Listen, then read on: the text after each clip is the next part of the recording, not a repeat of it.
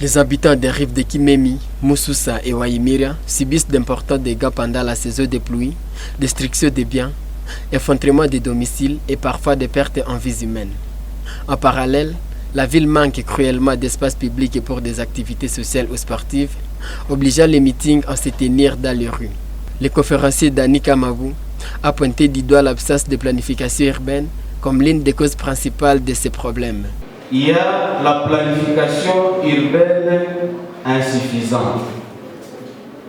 Comme vous le savez, nos villes naissent sans aucune planification. On ne sait pas quelle sera la partie résidentielle, la partie commerciale, la partie industrielle. On ne saura pas là où on aura les aires de jeu. En tout cas, c'est compliqué. Même les systèmes de collecte des déchets, des eaux usées ne sont pas préparés. Et vous verrez des quartiers pareils à l'image dans plusieurs villes et dans de grandes villes d'ailleurs. Le deuxième défi, c'est la prolifération maintenant des quartiers informels. On les appelle des bidonvilles, des taudis, où les conditions de vie sont moins humaines. En tant qu'expert en sciences du développement, Dani Kamabou a proposé de cibler le véritable problème dans l'élaboration des plans urbains pour offrir des solutions durables. Il a insisté sur la nécessité d'une approche structurée qui prenne en compte les besoins réels des habitants, en particulier ceux des zones à risque. Nous avons passé premièrement à une amélioration de la planification urbaine. La ville de Butembo est en train de grandir. Nous avons déjà l'expérience de la rivière Kimé.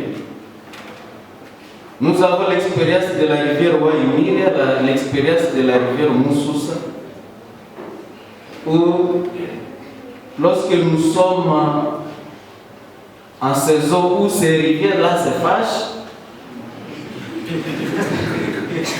les riverains perdent des pots cassés.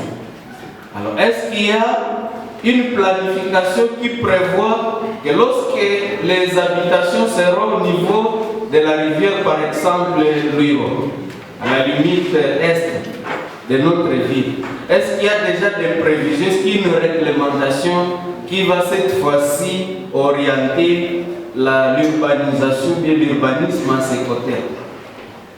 J'ai bien peur que non. Ici, nous interpellons les architectes et les architectes à devenir de réfléchir déjà.